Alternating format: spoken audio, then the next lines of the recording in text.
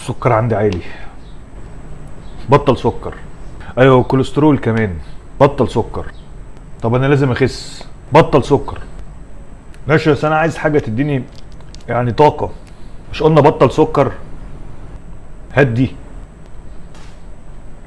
يا عم، دي شوكولاته يعني فيها ايه يا سيدي؟ ما هو ده سكر وده سكر وده برضو كمان سكر. هل السكر فعلا احنا محتاجينه بالشكل ده، ولا نقدر نعتمد على السكر بشكل تاني خالص؟ زي مثلا فاكرين معايا الانسان الاول، هل كان فيه سكر الشكل المفرط ده في الدايت بتاعه؟ الدراسات اثبتت يا جماعه ان الانسان الاول كان مفعم بالنشاط والحيويه، ده من غير لا قهوه ولا شاي ولا نسكافيه ولا حتى شوكولاته.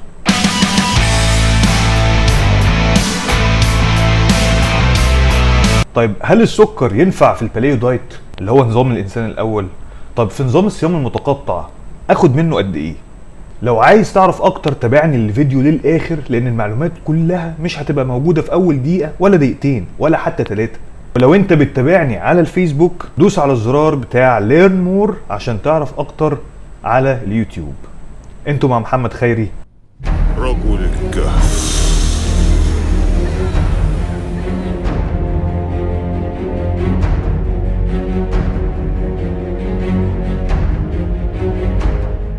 لازم تعرف ان كل حاجة ربنا خلقها ليها النفع بتاعها في جسمك، بس مش معنى كده ان اكلها بتوحش او افرط فيها. واهم حاجة الاعتدال. هل الاعتدال ده ليه معادلة حسابية معينة؟ من كتر العالم يا جماعة ما هو متجه للاغذية المصنعة، الجمعية الامريكية للقلب اللي هي الامريكان هارت اسوسيشن حطت معايير لمقدار السكر اللي المفروض ناخده من بره الاكل، وهو متوسط حوالي 6 معالق سكر، يعني 25 جرام سكر تقريبا في اليوم بتاعنا. وطبعا كلنا عندنا اللي بيكسروا اصلا طعم السكر بشوية شاي صغيرة، مش مجرد ان هم بيحلوا الشاي بالسكر. وطبقا للاحصائيات بتاعة الجمعية الامريكية يا جماعة للقلب، بتقول ان الامريكان نسبة السمنة عندهم فوق 70%. مش زي ما بيطلعوا لنا في الافلام بالسيكس باكس والبنش والباي وتراي وبي ووتش وبتاع. دول هم كام ممثل ما يدخلوش حتى في نسبة 1% من ال 30% اللي فاضله، ولا ايه؟ هل السكر وحش؟ السكر في حد ذاته هو اول عنصر للطاقة للانسان، وزي ما نقول كده هو عبارة عن البنزين بتاع مش بس الجسم، لا للمخ كمان.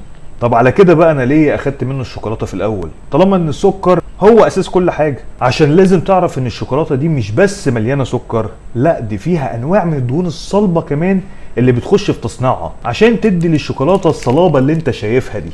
بالتالي الموضوع مش مقتصر على السكر اللي فيها بس، واللي طبعا محطوط بكمية كبيرة طبعا عشان تديها طعم حلو، ودي بتتراوح من بين 15 ل 40 جرام سكر في الشوكولاتة الواحدة، وبكده طبعا هتبقى كسرت احتياجك اليومي اللي انت محتاجه من السكر. طيب السكر بيتقسم لحاجتين، السكر المعقد والسكر البسيط. كل واحد منهم ليه هدف في الجسم، وبيختلف طبعا الاكلات اللي بتضم السكر البسيط والسكر المعقد. تعالوا سريعا كده نعرف الفرق بين السكر المعقد والسكر البسيط. بالنسبة للسكر الابيض او السكر البسيط، اول حاجة بيساعد على زيادة الطاقة سريعا، واحسن وقت تاخده قبل الجيم من 5 ل 10 دقايق، زي العسل والسكر. لو اخدت السكر اكتر من الكمية المطلوبة ممكن يؤدي لزيادة معدل السكر في الدم، وكمان بيزود الكوليسترول واللي بينتج عنه كافة الامراض المزمنة. طبعا مثال على السكر البسيط هو السكر اللي احنا بنحطه في الشاي والقهوة، والعسل برضو بينطبق عليه ان هو يكون سكر بسيط. على فكرة يا جماعة جسمك مش بيعرف يفرق بين العسل وبين السكر البسيط، برغم ان العسل ليه فوائد طبعا كتيرة جدا، ولكن بالنسبة لعنصر السكر في الجسم مش بيختلف. طيب والسكر المعقد بقى؟ السكر المعقد يا جماعة بيساعد على زيادة الطاقة لفترة كبيرة، واحسن وقت تاخد السكر المعقد ده اللي هنضرب بيه الامثلة من نص ساعة لساعة قبل الجيم، لانه بياخد وقت كبير في الهضم، وبالتالي احسن نوع سكر تاخده للناس اللي عندها سكر هي النشويات المعقدة، وبقدر الامكان يتفادوا السكر الابيض او البسيط. اما بالنسبة للسكر المعقد وده بيتلخص في شوية اكلات زي البطاطا، الموز، البطاطس، وكل الاكل اللي بيخش فيه عنصر القمح الكامل زي العيش البني والرز البني. وعايز اقول لكم ان مفيش فرق خالص بين السكر الابيض والبني او اي لون تاني، كلهم سكر بسيط وليهم نفس الخصائص بالظبط، ممكن بس يكون الفرق في الطعم. وتابعوا يا جماعه حلقه النشويات المعقده والبسيطه اللي هتلاقوها كمان تحت في القناه عشان تعرفوا اكتر عن السكر البسيط والسكر المعقد. تعالوا بقى نستعرض الحقائق عن السكر اللي من خلالها هنتكلم عن السكر بالنسبه للصيام المتقطع وبالنسبه كمان للكيتو دايت. وليه التجاعيد بتزيد عننا واحنا لسه شباب؟ وهل ده ليه علاقه بالسكر؟ اسئله كتيره ومتنوعه، يلا كده واحده واحده وسريعا نشرح الكلام ده ببساطه شديده عشان نلحق صحتنا ونفضل دايما في سلام ومناعتنا حلوه وقويه. خليك معايا. طبعا ناس كتيره يمكن منتظره لقطه السكر مع نظام الصيام المتقطع. خليك عارف حاجه وفرق بين حاجتين، انك عايز تخس وزن وعايز تقلل سكر في ظل وجود الصيام المتقطع. اغلب الناس يا جماعه اللي بتتبع نظام الصيام المتقطع بيبقوا عايزين يخسوا، واكتر الاسئله الشائعه انا يا دكتور والله عايز اخس وبعمل نظام الصيام المتقطع، بس انا بحب الشاي جدا، بس بحط 5 معالق شاي كده ومش عارفه ليه مش بخس. انت في الحاله دي جسمك بيشتغل على نظام الصيام المتقطع وعقلك مش قادر يستغنى اصلا عن فكره السكر، واول ما كسرت الصيام المتقطع قمت اخدت مقدار السكر بتاع الصبح كله، لقيت نفسك يا اما ثابته على وزنك وممكن كمان تكوني زدت وزن. طيب زدت ليه وزن؟ لان جسمك شرب سكر كتير وجسمك استقبل السكر ده جوه الخلايا بتاعتك واحتفظ بيها للطاقه بعد كده عشان هو محتاجها، او انت خليتيه محتاجها لان مخك مش قادر يتجاهل كمية السكر اللي انت عايزاها وبتفكري فيها طول اليوم. ومش بس في الصيام المتقطع العادي اللي احنا عارفينه ودرسناه، ده حتى في رمضان اللي الصيام الاسلامي هو اساس وعمود الصيام المتقطع.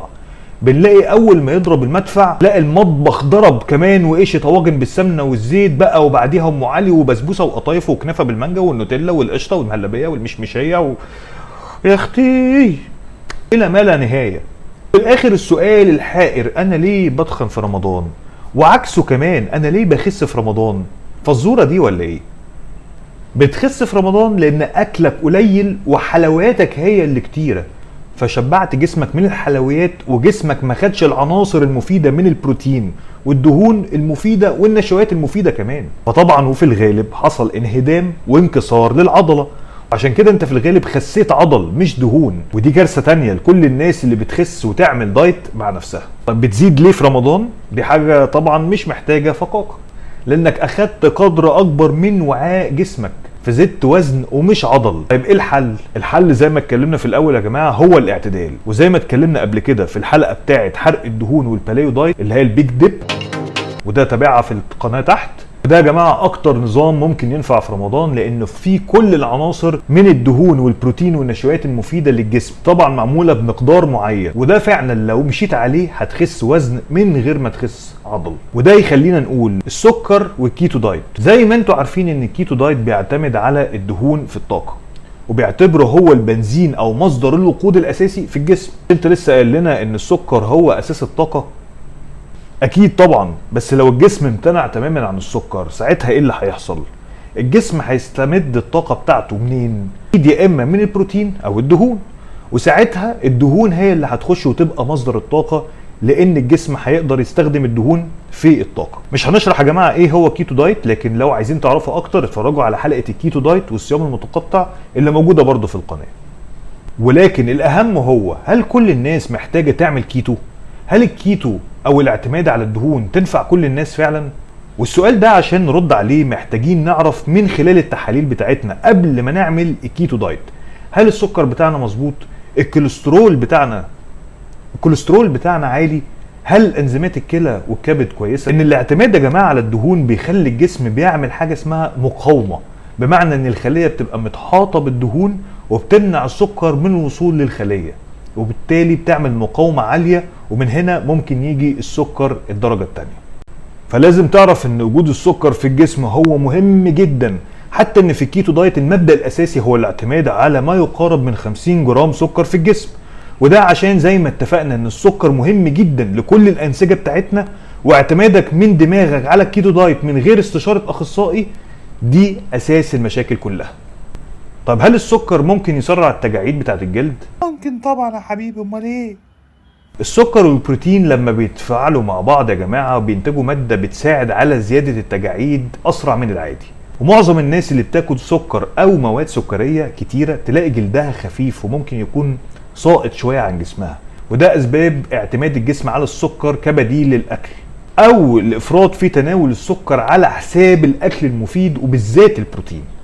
وكمان إن الجسم اعتمد كمان على الدهون الغير الصحية اللي هو جايه من الاكل المصنع وزي الوجبات السريعه وخلافه، فطبيعي جدا ان اعراض الشيخوخه والتجاعيد تبان. في ماده اسمها الكولاجين والالاستين يا جماعه، دي هي اللي الجسم بيفقدها وبينقصه في الجسم من كميه السكر اللي الجسم بياخدها مع الوقت، فبتحصل الرهرطه اللي احنا اتكلمنا عليها دي، او ان الجلد بيبقى طري او بيبقى ساجي كده. زياده السكر بتهدم الطاقه. اي اكلات بتعتمد على السكر الابيض او السكر البسيط فقط من غير وجود عنصر البروتين او الدهون المفيدة للجسم بيحصل انها بتدي طاقة سريعة، ومرة واحدة بعد الطاقة دي اما بتخلص بتحصل بوم كراش. وده هتلاحظه لما تاكل اكلة كده مليانة سكريات او بالذات سكريات بسيطة. وده باختصار اي وجبة بتاكلها لازم يكون فيها الياف وبروتين ودهون عشان تساعد جسمك على زيادة نشاطه وقوته، مش مجرد طاقة لحظية وبس. يعني مثلا تفاحة مع شوية لوز هيكون احسن حاجة لزيادة انشطتك وما يحصلكش اي دروبس او كراش. الفركتوز الزيادة ممكن منها يزود الدهون على الكبد. يعني ايه اصلا فركتوز؟ السكر العادي يا جماعة الابيض هو اسمه العلمي سكروز، ده بيحتوي على 50% فركتوز و50% جلوكوز. وعشان نبقى واخدينها قاعدة كده، اي اكلة فيها نسبة السكر المضاف عالي على طول كده تعرف انها معظمها فركتوز، وفي الغالب كلها قبل ما الانسان يعرف ايه السكر المصنع كان صعب جدا انه ياخد نسبة الفركتوز دي بكمية عالية. بس في ناس يا جماعة اجسامها مش بتقدر تمتص كل الفركتوز في الجسم، وفي الغالب بيعمل عسر هضم وبينتج عنه بعض الغازات وتقلبات المعدة وخلافه. وبالرغم من كده ان الفركتوز مش بيرفع مستوى السكر في الجسم زي الجلوكوز العادي، وفي بعض النظريات اللي بتقول ان الفركتوز المحلى هو احسن حاجة لمرضى السكر، وده مش مظبوط او لسه ما تأكدش علميا. ولان السكر بيستخدم في جميع خلايانا بالذات الجلوكوز، الا ان الفركتوز الوحيد اللي بيتهضم جوه الكبد. وطبعا لما الناس بتاكل فركتوز بكمية كبيرة ده بيؤدي في الاخير ان الدهون اللي على الكبد بتزيد، ولان الكبد هو المسؤول عن معالجة السكر في الجسم، فبالتالي ممكن يؤدي لخمول الكبد وزيادة السكر في الدم، وطبعا ده ممكن يوصلنا لأمراض تانية كتير. تعالوا يا جماعة بقى نلخص الحلقة دي مع بعض بسرعة. السكر هو أول عنصر للطاقة في الجسم، لكن لازم تستخدمه بمقدار معين. السكر مش وحش وممكن تعتمد على النشويات المعقدة قبل التمرين بفترة طويلة لأنها بتدي نشاط أطول من السكريات البسيطة. ما ينفعش تقطع السكر من نفسك لو انت بتعمل صيام متقطع او حتى كيتو دايت، لان كل الانظمة والحميات لازم تكون تحت اشراف متخصصين معينين عشان ما تلخبطش هرموناتك وتزود مشاكل تانية في صحتك.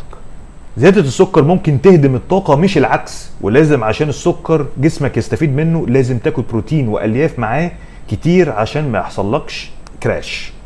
السكر ممكن يسبب في زيادة التجاعيد، فخلي بالك من كل السكر اللي بتاكله واعرف المقدار الصحيح اللي جسمك محتاجه. الحلقة اللي جاية يا جماعة هنتكلم على انواع السكر المصنع وخلافه، وهل ينفع معايا في نظام الصيام المتقطع وكيتو دايت، وكمان هل السكر ممكن يأثر على هرمون النمو بتاعي. خليك معايا الحلقة الجاية عشان هتكون حلقة قوية جدا. اشوفكم على خير.